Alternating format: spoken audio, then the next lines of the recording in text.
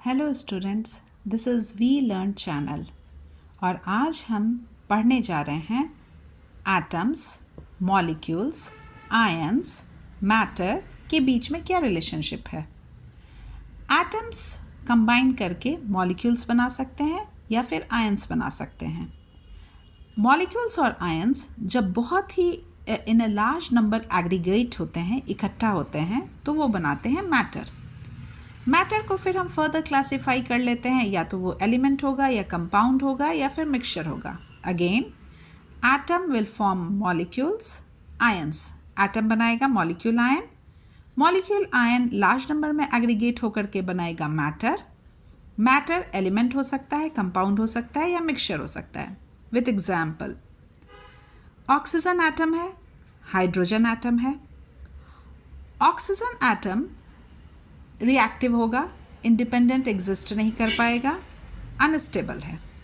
तो दो oxygen atom combine करके एक O2 डाई एटॉमिक मॉलिक्यूल बना लिया।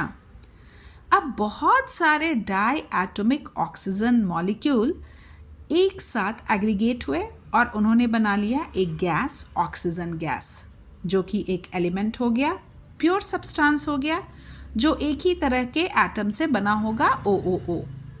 दूसरा, अगर हम हाइड्रोजन एटम लेते हैं, सेम द केस, स्टेबल नहीं है, रिएक्टिव है, इंडिपेंडेंट एग्जिस्ट नहीं कर सकता है। तो ये क्या करते हैं, दूसरे एक हाइड्रोजन से कंबाइन कर लिए और इन्होंने H2 मॉलिक्यूल बनाया।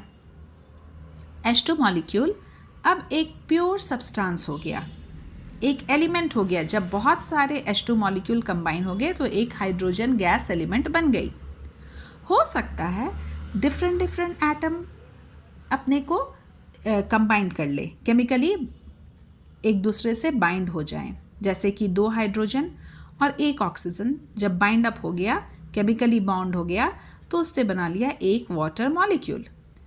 Large number of water molecule will aggregate to form the water substance, एक कंपाउंड बनाएगा। तो इस तरह से हमने देखा कि एटम कैसे मिलकर मॉलिक्यूल बना रहे हैं और ढेर सारे मॉलिक्यूल मिलकर के मैटर बना रहे हैं, जो या तो एलिमेंट होंगे या फिर कंपाउंड होगा।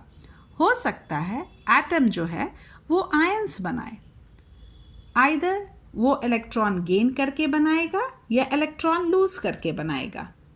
सो आयंस क्या हो गए, ये भी एटम ही हैं, लेकिन इस पर चार्जेस होंगे। या तो अगर वो इलेक्ट्रॉन लूज करके बना रहा है तो वो पॉजिटिव हो जाएगा और इसे कैटायन बोलेंगे। इसका एक एग्जाम्पल है सोडियम आयन, Na+। अगर वो इलेक्ट्रॉन गेन कर रहा है तो उस पर नेगेटिव चार्ज आ जाएगा और वो कहलाएगा anion, like chloride ion, Cl-। Ions ज़रूरी नहीं है कि सिर्फ एक एटम से बने हों, हो सकता है ग्रुप ऑफ एटम्स हो और उन पर एक नेट चार्ज हो। किड्स, यहाँ पर ग्रुप ऑफ एटम्स हैं जिन पर एक नेट चार्ज है।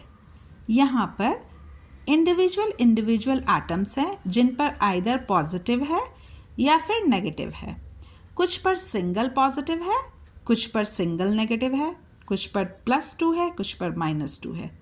ये बहुत ही एक इम्पॉर्टेंट टेबल है, आपको इसे ज़रूर मेमोराइज कर लेना चाहिए।